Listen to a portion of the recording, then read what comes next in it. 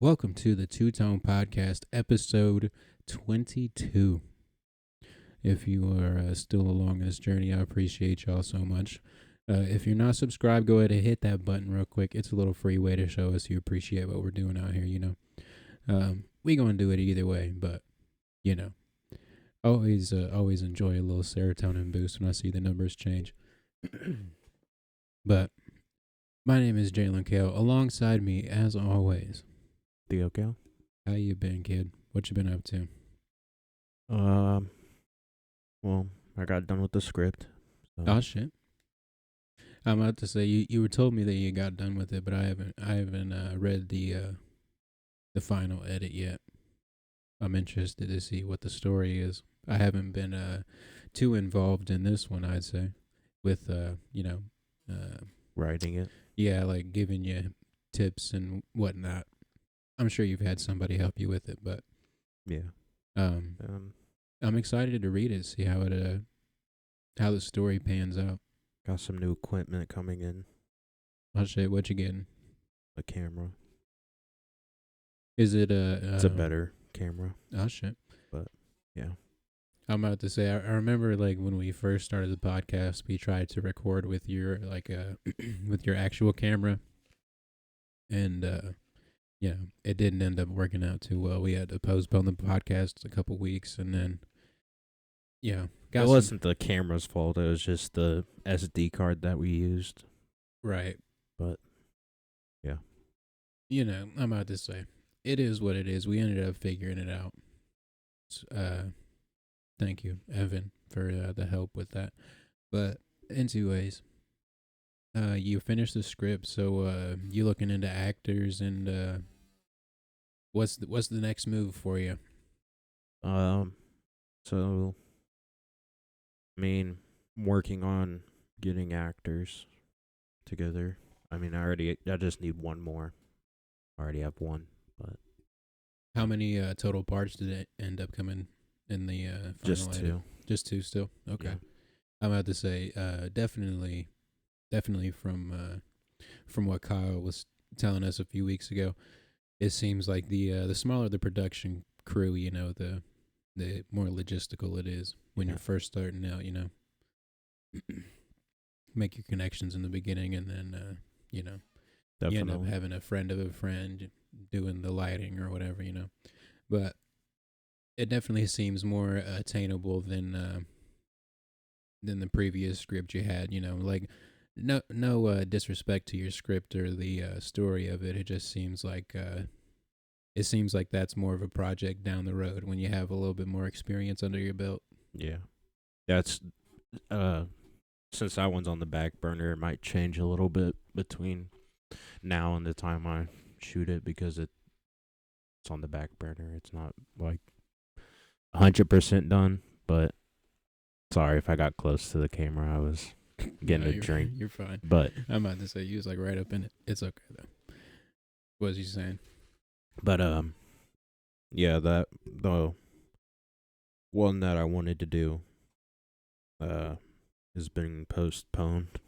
The Necronomicon one. Yeah, because it's too many characters for me as of right now. So Right, you just don't have the experience directing that many people at one time.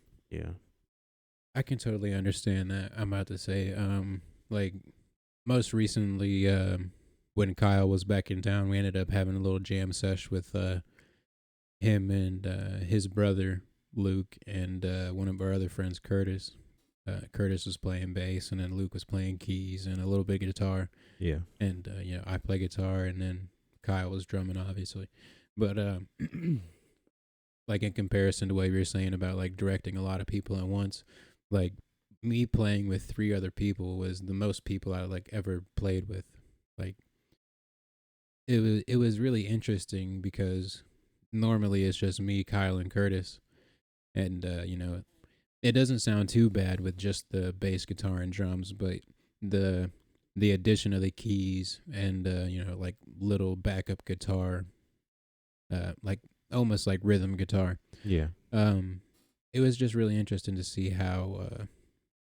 how incorporating another person just like changed the whole vibe of the session. Like, and it wasn't even in a bad way. It was just it was different.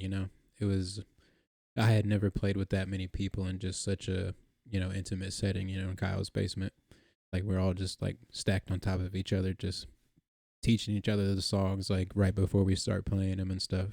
It was a really cool experience, honestly. I can't imagine. I mean, like,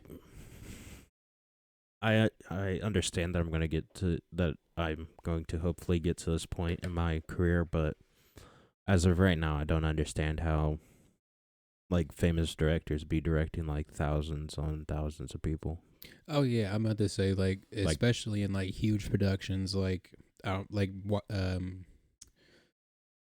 what's it called, The Walking Dead, yeah, like that kind of shit where it's just like hundreds and hundreds of extras. Like, how do you direct everybody the way that you want it to be? Because like I'm sure there's many a times where like directors or something like that look back at something and they're like, ah, fuck, if I had seen this person like 4 rows back in the whole horde of zombies or whatever, they would have changed it. But yeah, I can understand what you're saying. I don't. I honestly prefer to work alone, like in creative kind of stuff.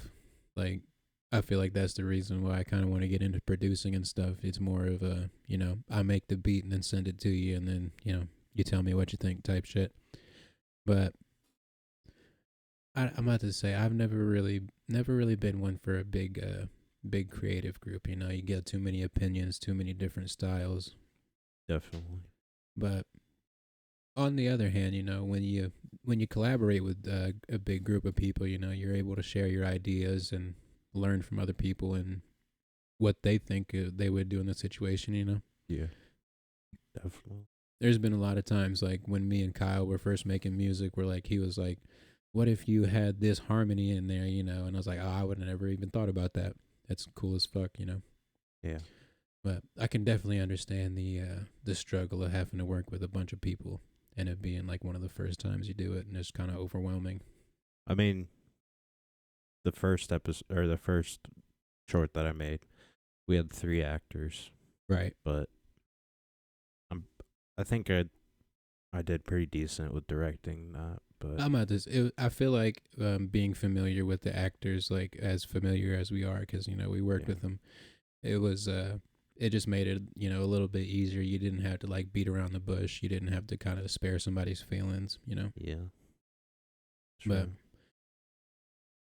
all right. I know. So do you have anybody in mind? Are you anybody in mind for the roles for? Is it unknown still? No, I changed it to the equation.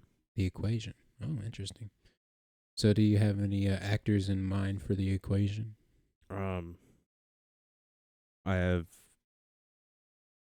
you and then possibly Michael or That could be Mike, cool. but I don't know what he would want to do because it would be like I don't know if you guys would be okay with like shaving for that because back then they didn't really grow out beards and stuff. I'm about to say I don't know if Mike would be down with that. He's kind Yeah, of got a big ass beard.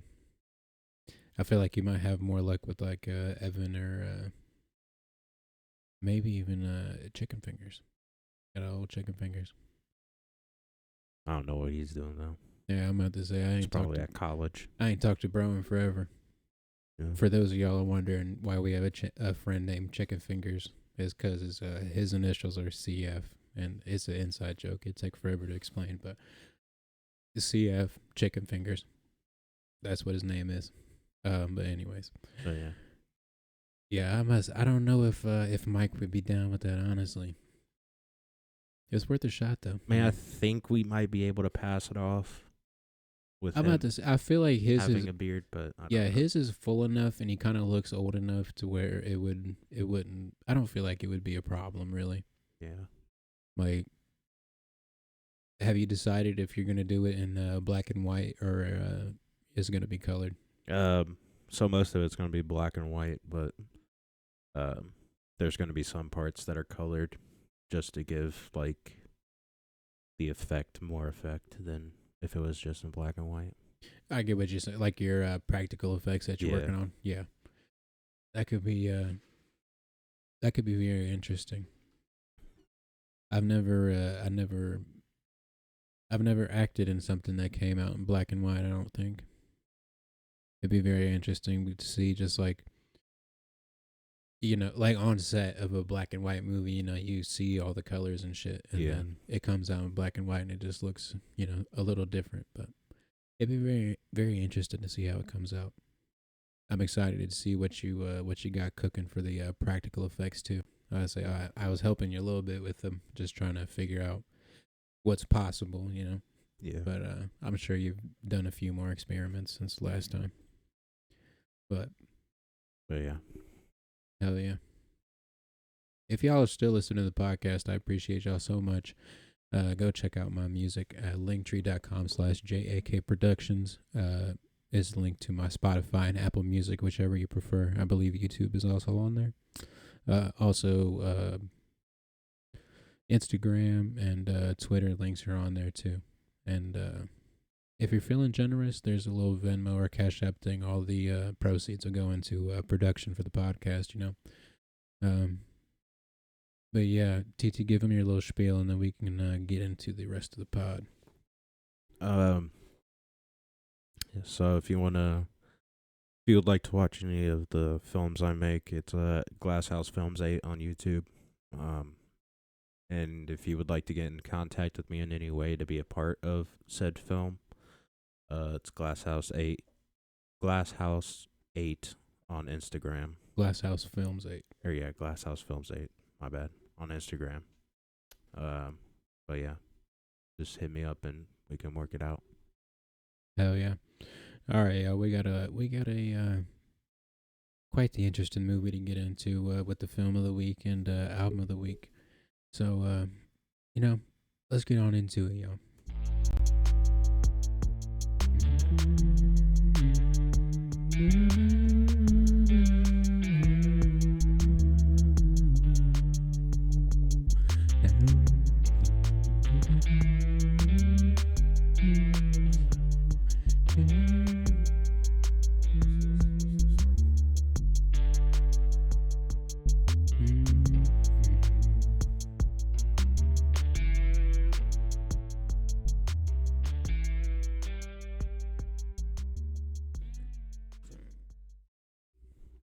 Alrighty, let's get on into the topics. Just straight off the cusp.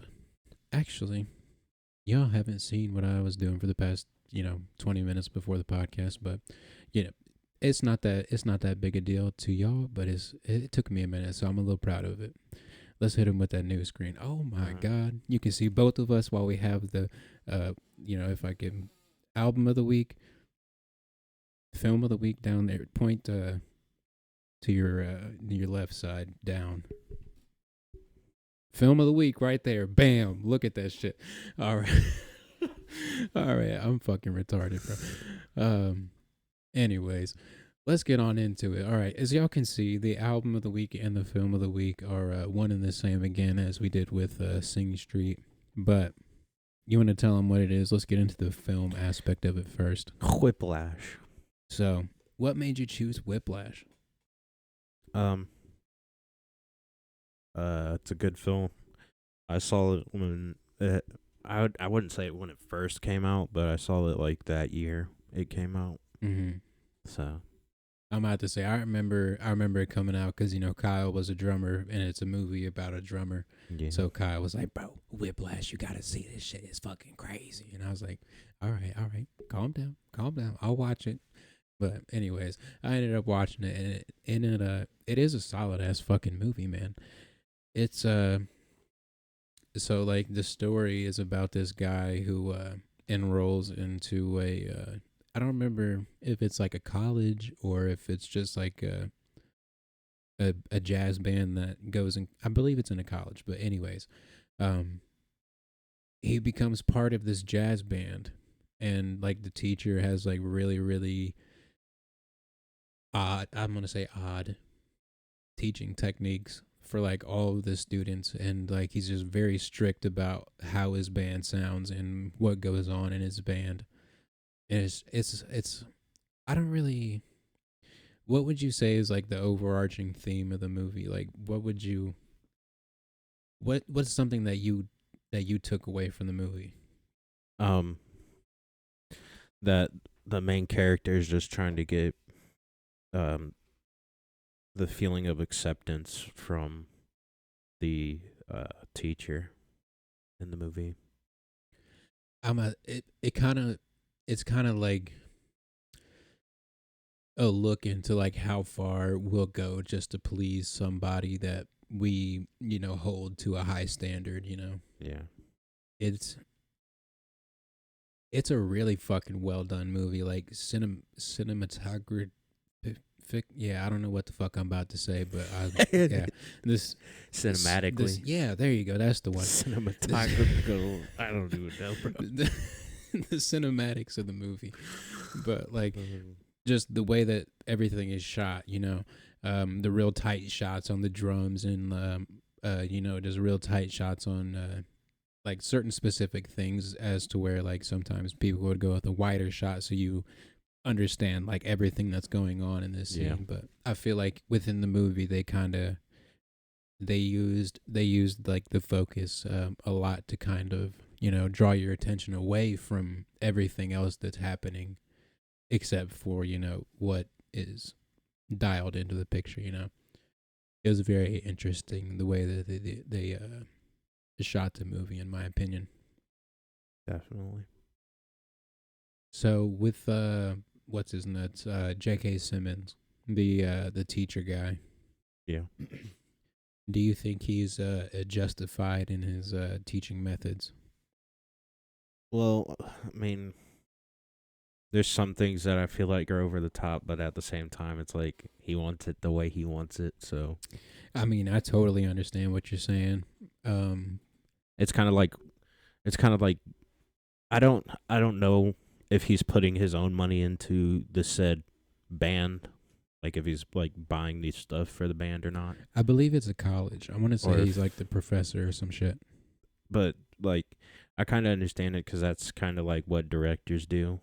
Because like a director will get irritated if he doesn't, if like he has to keep taking shots over and over and over to get what he wants specifically in the film. Right. I'm about to say there's a fine line between like being adamant about what you want versus being like borderline abusive. Yeah. Like we were watching a little bit of the movie before we started the podcast and we got to that one scene where Bro literally chucked a chair at his head. yeah, and where he's like, "Are you rushing or are you dragging?" Yeah. He's like, "Count." He's like, 5, 6, 7, and 4. 1, 2, 3, 4. 1, 2, 3, 4. 1. Am I rushing or just smacking bro in the face? Just like Yeah. I'm like, bro, hold up, because it would have been on site if bro just smacked me in the shit while I was counting to 4, bro. Like, oh, like they do. I mean, like directors wouldn't go that far, but right, they right. would get like they would get irritated at points and be like, I mean, they would probably like yell at you or like they would get like a more stern tone in their voice, Right. but they wouldn't just like straight up smack the shit out of you. I'm about to say they wouldn't be like damn near hands on abusive to you type shit. Yeah. But like it's wild as fuck just how much he lets the teacher get away with just because he wants to be part of this like renowned band.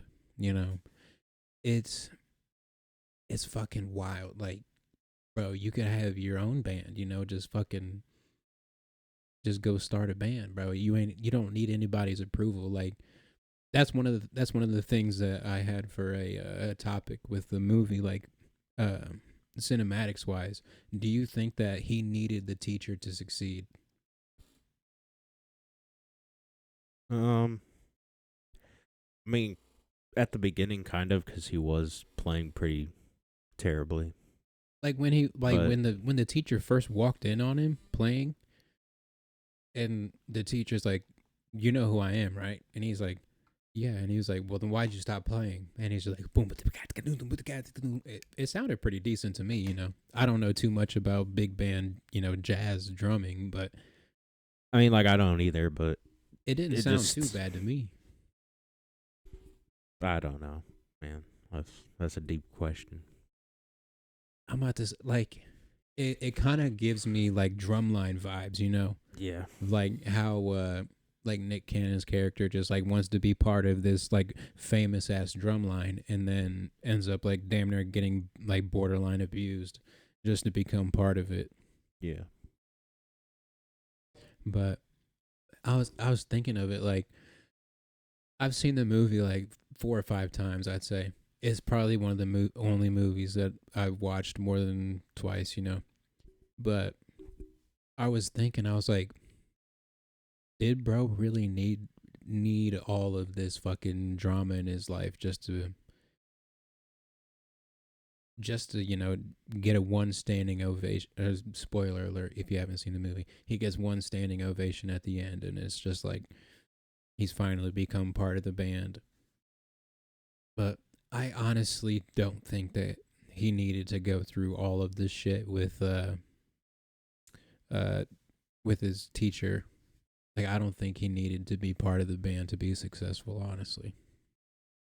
It was kind of one of those things where like passion like met like the desire to be in the band overcame his passion to play music, you know.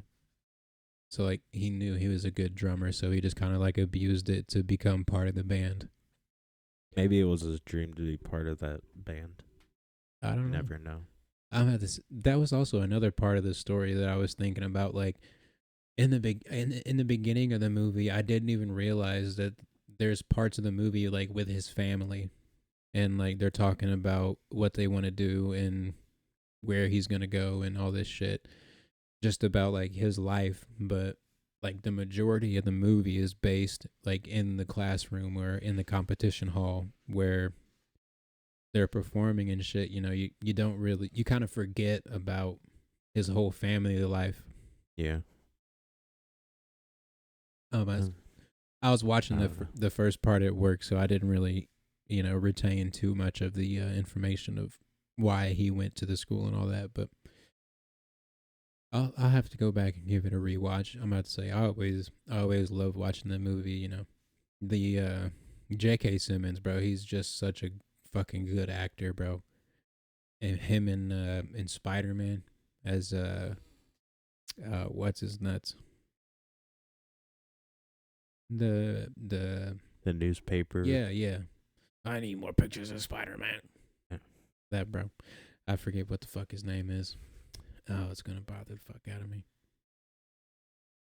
Anyways, um, his performance in the fucking movie is just it's fucking crazy, bro. Like the amount of shit that he just is talking to bro throughout the entire movie, like from minute one to the end of the movie, it is just bro just saying all sorts of insults that you would have never even thought of in your life.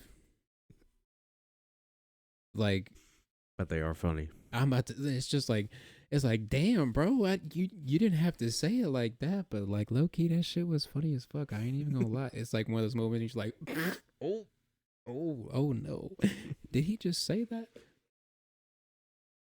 Do you know if Sam's watched it? I don't know. I I couldn't feel tell like she you. would find it funny.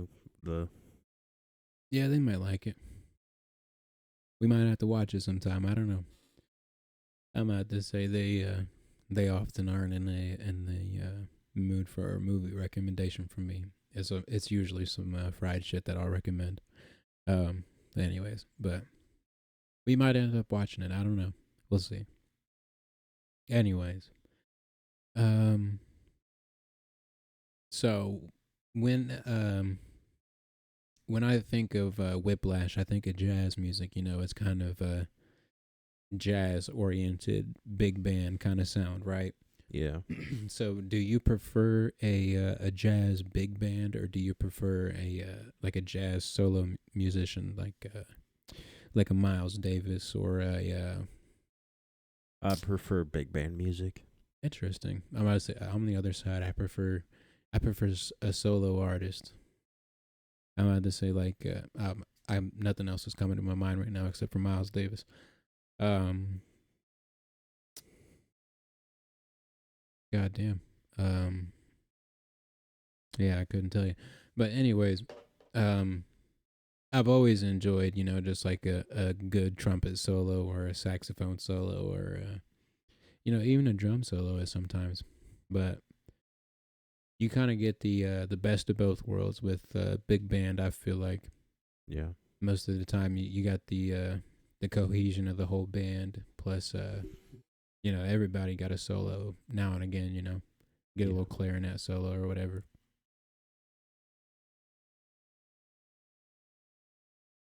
So speaking of jazz, let's get into the album wise for Whiplash.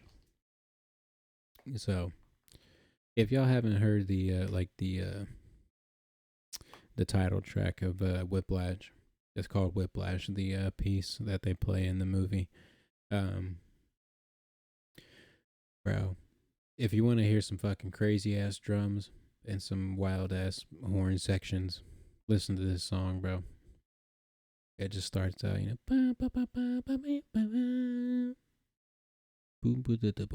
some other shit. I forget exactly how it goes, but it's like the piece in the movie that bro is trying to perfect, and his teacher just like won't let it go until he gets it like 100% perfect, and it's a very complicated piece, like drum wise. It's it's kind of up tempo and oh, it's just got a lot of moving parts. It's kind of like like Bohemian Rhapsody. There's like no chorus in the song. If you looked at the time signature on on the Whiplash paper, it said like 14/5. That's Some shit fucking like that. crazy. I must say, I don't even know. I've never learned how to read music in my life, even though I make music. You'd think it'd be a useful skill, but I couldn't even tell you what that even means, bro. Like a 4/4. Yeah, I know But it's I a know I know 14/5. what a time signature is, but I couldn't tell you like what 14/5 means. Like 4/4 is 1 2 3 4. 3/4 is 1 2 3 1 2 3. Like a waltz or something like that. But that's about as far as I got. There's like a 6 8 3 6. It's fucking crazy how many time signatures there are. Hold up. What am I holding up for? You can keep talking, but I'm gonna look up something. What you looking up? I'm gonna look up a 14/5 time signature and see what it sounds like. I'm about to say I literally have no idea outside of fucking 4/4 and 3/4 and 2/4. 2/4 is just 1 2 1 2, but it's similar to 4/4. But any luck on the 14/5? Hold up. Just play a little snippet from the song real quick. We can play like 10 seconds of it, I think. All right, a 14/4. Songs that use 14/4 time signature. Sorry, we gotta wait for the ad real quick. But I'm gonna have to say the time signature, it's very, very fast. I would say, in my opinion, very up tempo. You go to lower, will we get the fucking 45-second ad? TC over there about to buy whatever they're showing on the ad.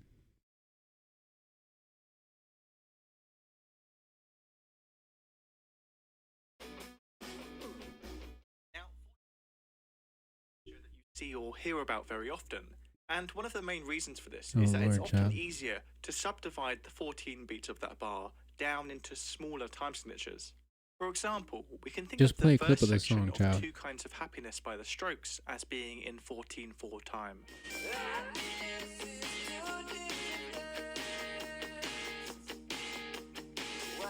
All right, there you go. You got a vibe for it. It's very up tempo, Yeah. as we were saying.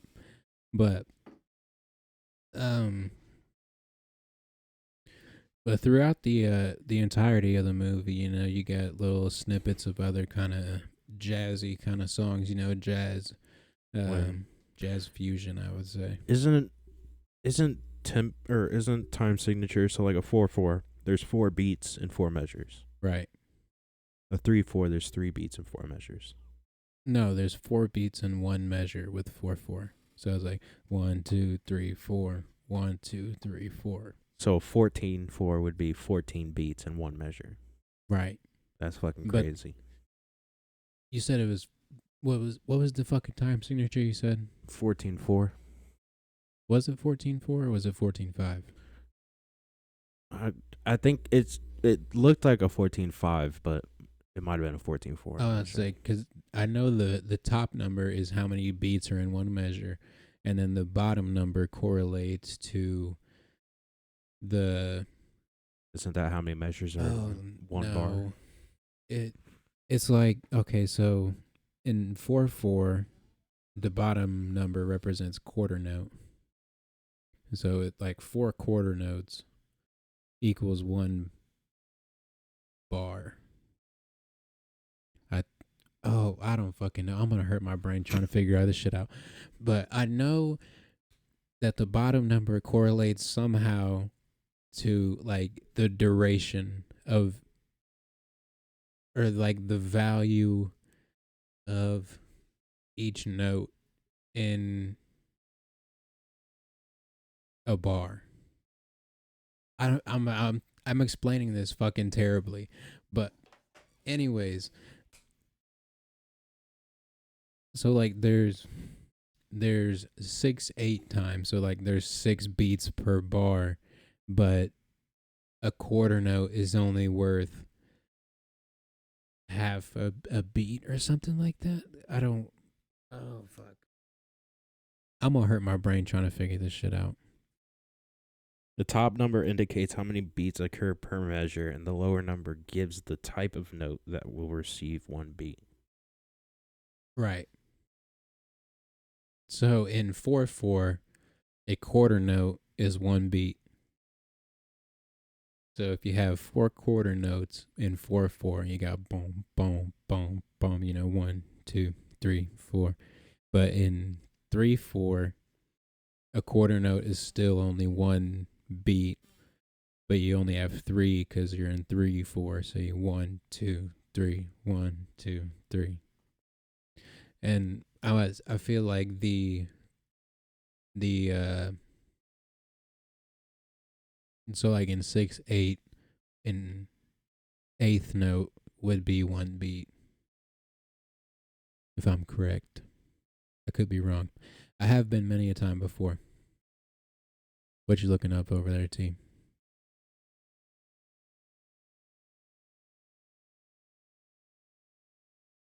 Hello. Hold up. We can't just fucking sit here in silence for 10 minutes while you're looking up over there. I guess we could, but we're going to lose viewers. A 13/16 time sig? Bruh. Yeah, I have no idea what any of this means, bro. It's over my head. I haven't tried to learn music theory in so long. It wouldn't mean anything to me. Like try to learn it now. I know enough to get by, honestly.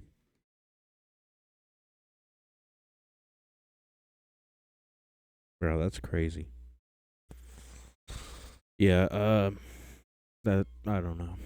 I'm not a musical prodigy, so I couldn't tell you. Me neither, honestly. Kyle, if you know, let us know in the comments. I don't think bro know either. I don't think either one of us has any music theory knowledge. I would ask somebody else, but that person's kind of in legal trouble at this point in time. Oh. Side eye. Anyways, speaking of music and shit, so you gave me the topic of life as a musician for this week. How's it going?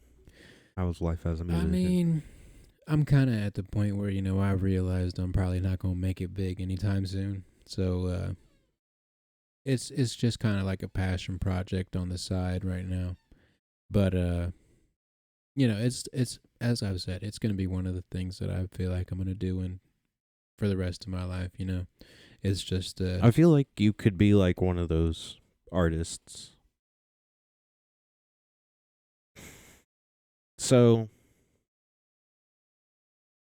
I feel like you could be like what's his dick?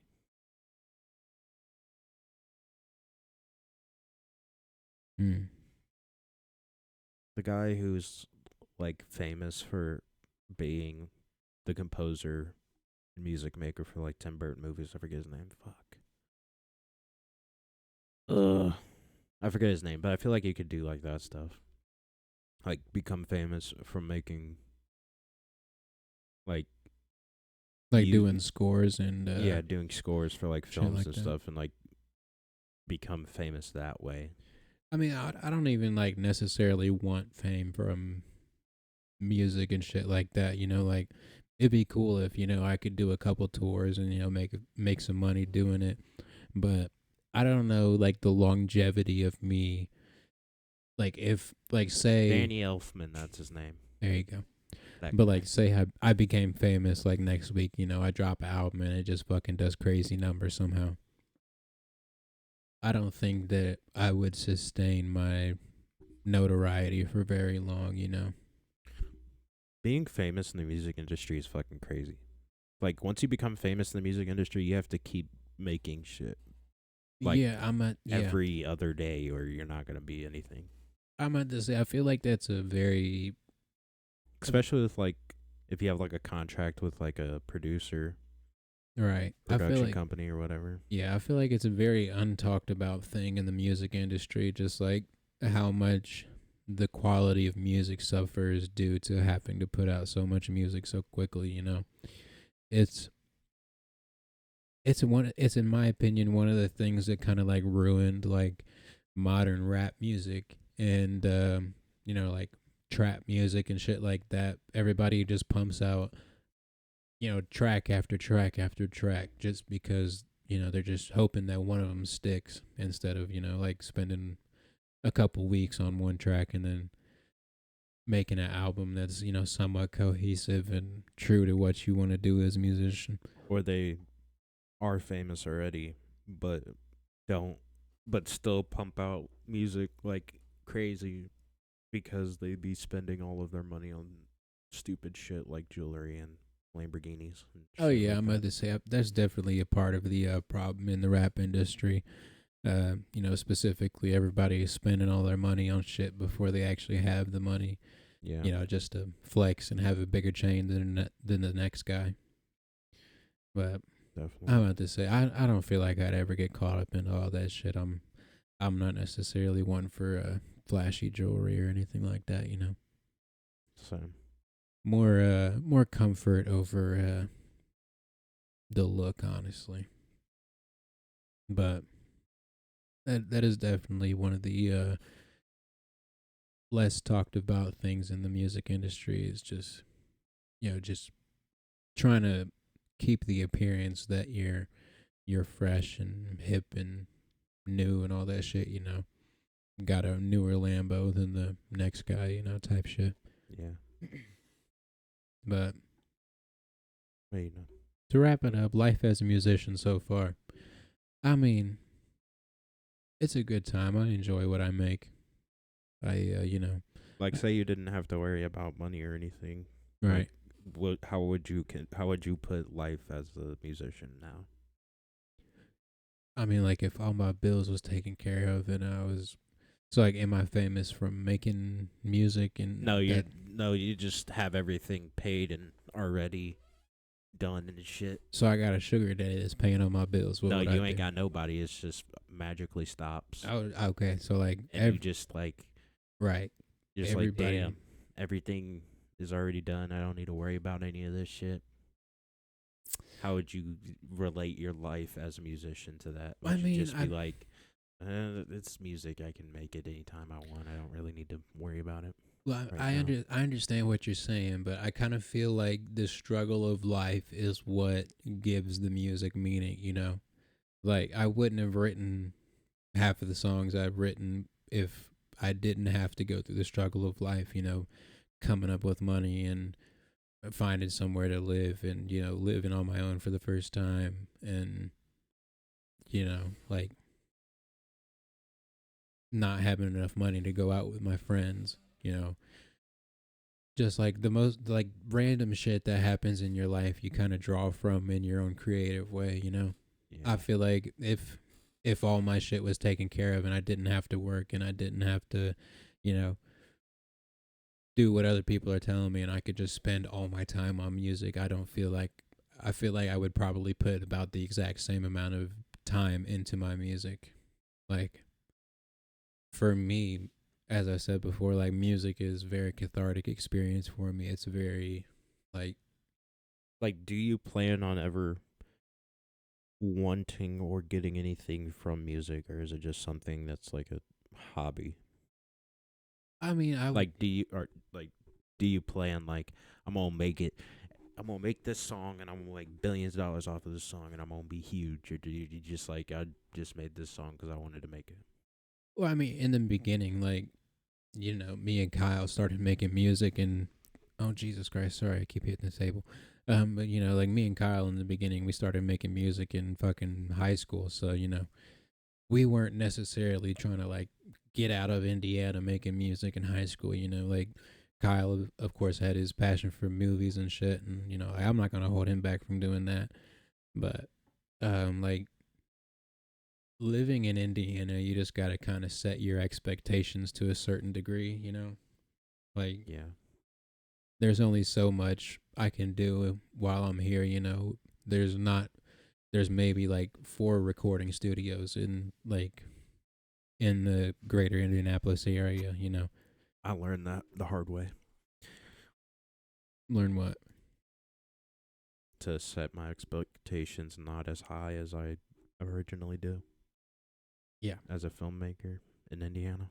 Oh yeah, I'm about to say like anything creative in like a blue collar kind of town is it's gonna be a struggle to get off the ground first. You damn near have to like really be out on the streets promoting your shit, flyers and stickers and all that sort of shit that you kind of lose money on in the beginning, and then hopefully kind of grow your following as you lose money for a few months. Which is sad to see in like blue collar areas, to just see like all the creative people just dying inside and not being able to do what they want because they're just like, I need to pay bills. I can't be worrying Right. about all this shit. I'm about to say like the thing that like confuses me is that I feel like most of the content that's made, like podcasts and TV shows and movies and stuff, are made famous by like the blue collar communities. Like Yeah.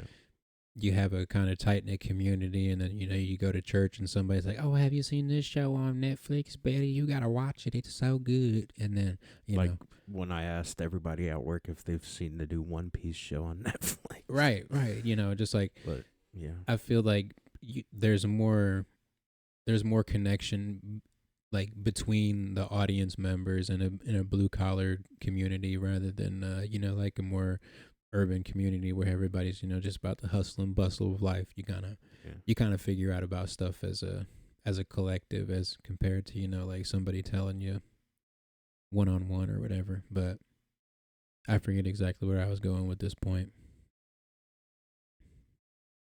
Also, just in general, if there are any parents watching this that aren't our parent, Mm-hmm. or any parent that we don't know specifically, if you're just a random person, we've never met, talked to you, don't even know your name, don't crush your child's dreams. Let them dream. Don't be telling them, "Oh, you can't do that because you're not gonna make any money." Da da da da da da. Just be like,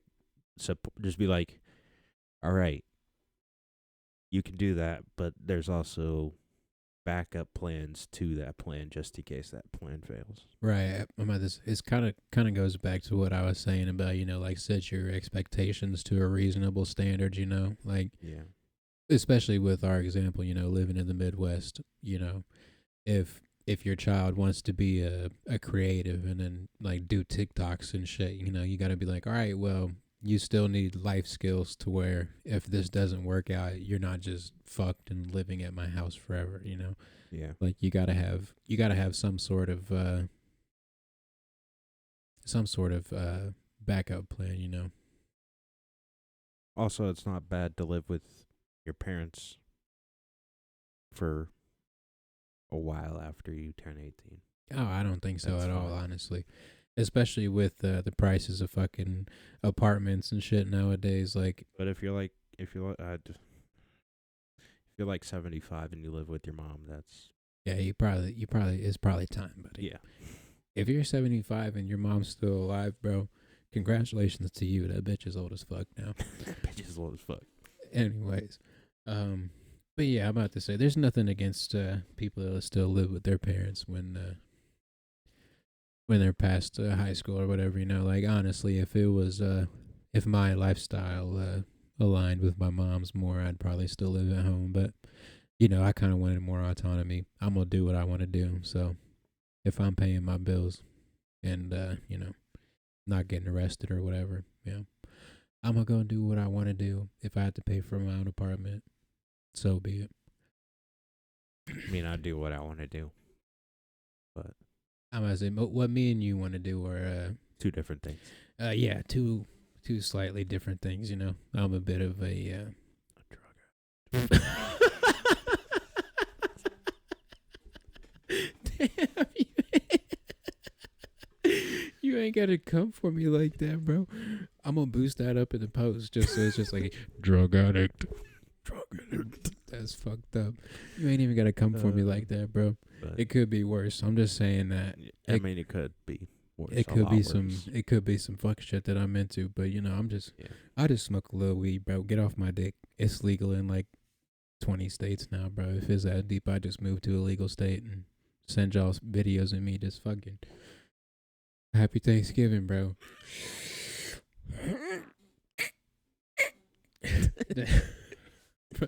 Anyways, oh fucking Jesus. All right, let's get back on track. All right, okay, so one of the other topics you had sent me was music in films. What did you want to talk about? Music in films or music makes scores? films. I would totally agree, 100%. I can't tell you how many movies I've watched where, Like, if I'm just watching like a silent film and there ain't no music, I'm like, this is boring as fuck. right? I'm like, I can't just read for an hour and a half, bro. If I wanted to do that, I'd have read a book. Yeah. But I mean, like they have their advantages to each other, music and film, but there's so many times within a movie, you know, where like there's a little, you know, backing track, and this happens to me a lot in anime where like I'm watching it and then I'm like 10 minutes into this like spiel about whatever bro is talking about, and then I'm like, oh shit, they're playing music in the background. Like I didn't even recognize that they were playing music, but like it just kind of helps evoke an emotion that, you know, wouldn't necessarily be there without the music. Well, you know, like the emotion is there, but it just kind of helps drive home the point of the emotion, in my opinion. You know, definitely. what would you say is like one of your favorite movie scores? As of right now, No, as of tomorrow. Yes, as of right now. I do like the Oppenheimer score, but there are some Interesting. like there's a difference between the score of Oppenheimer and then just the random noises in Oppenheimer. But Yeah, I'm about to say that's one of the things that kind of like drove me away from liking Oppenheimer more. Was there was just a lot of really fucking random sounds that were really shrill or really fucking loud for, you know, like, to me, no apparent reason. I understand like it can kind of help with the story, but I felt like there were just some really ill-placed sounds within the, I wouldn't necessarily even say score, because it was just like a random ass fucking sound, you know? And then just went back to talking, and I'm like, all right, what was the point of that? the Jungle Book's score. You talking about the animated one? Yeah. Look for the bearness. That one? Mm-hmm. Bruh. I'm about to say, if you picked any Disney movie, I would have approved of it. Disney just, they know their way around a musical score. But like outside of like I don't know, cause like I would say my favorite score is probably from either Sing Street or Frank. Sing Street is good too. I haven't seen Frank. You haven't seen Frank still? No. Bro, you got to watch it. I think it's on Hulu. I want to. I think it's on Hulu. You got to watch it sometime. It's so good. Bro, I got so much shit I need to watch. And start watching it. But yeah, Sing Street is good. I think you would. I think you would really, really like Frank a lot. It's a really fucking good movie. Tick Tick Boom is good.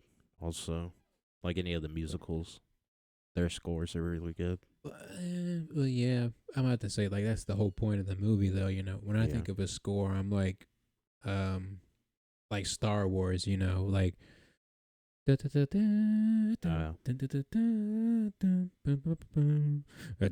we're talking about like those type of scores, yeah, Oppenheimer. I'm about to say Oppenheimer's really Star Wars rather. Sorry. The Oppenheimer score to me, I just like that like galactic like staring out into the galaxy, trying to figure out what it is type of like beats. Or trying to figure out like atoms and stuff. Have you heard this score? I haven't listened to it all the way through, but I'm gonna say you sent me a link to one of the songs within the score, and I ended up listening to about 3 or 4 of them before I was at work when I was listening to it. So it was just kind of like I need something with a rhythm to it, you know, just to be in the flow of work. But I ended up listening to a couple of the songs off of the score, and I enjoyed what I listened to. I definitely playlist I sent you also. That one, I put some really good, or ones that I liked in there. I don't know if you'd like them, but off of the Oppenheimer score. No, it was just a playlist. It was called like the instrumental science bios or something like that. Oh yeah, I remember what you're talking about now. I put more since last time. Oh, okay. I have to go back and look at it. I haven't checked it out since you sent it to me. Yeah. But I must say I would definitely have to say for my favorite score is either Sing Street or Frank. But like if we're talking just like instrumental score, I want to say that like the Interstellar score was really good. I can't remember it exact. Have you seen Interstellar with what's his nuts? Matthew McConaughey, I want to say. I don't think I've. Wait. It's the one where like he goes to space and they go to different planets and shit. No, I haven't. I haven't watched that one yet. Bro, put it on your list. It's fucking great. I love that movie so much. I've seen it like 4 or 5 times. It's one of the other movies that like I've gone back and watched many a time. Harry Potter. Harry Potter has a great score. That indeed does have a pretty good score. I need to sneeze, so if you Don't just hear a loud chew, that's a sneeze. Very good. It's coming eventually. Grease has a good score, but that's a musical. Yeah, I'm about to say it's kind of like the point of the movie is a musical. I'm about to say, I can't really think of too many scores off the top of my head. Elf. Get the fuck out of here. It has a pretty funny score. Some of it. Time it rains, it rains. Banish from heaven. Shooby-dooby. All right, that's enough from me. Good Lord. All right, last thing we got to talk about because I got to fucking pee. The beat of the song or the lyrics? Me personally, the beat. I like the beat more than the lyrics. Okay. Like I could literally jam out to a song that has shitty ass lyrics but a cool ass beat, but I can't do it the other way around.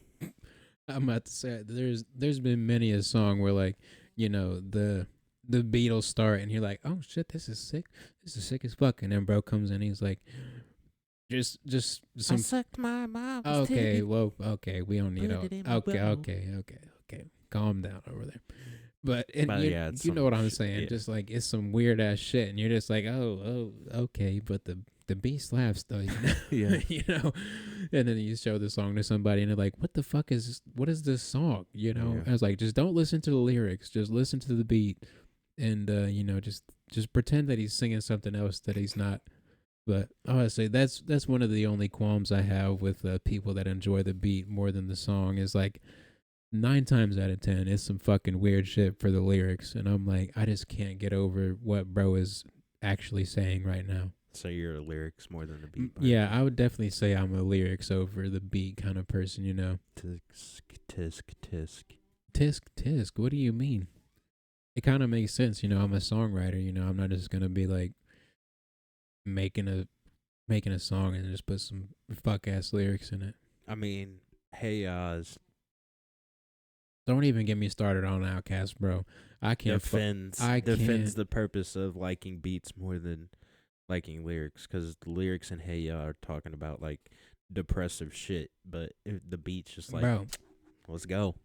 I'm about to say fucking unpopular opinion. I don't like Outkast, bro. I don't really care for Outkast. They're overplayed.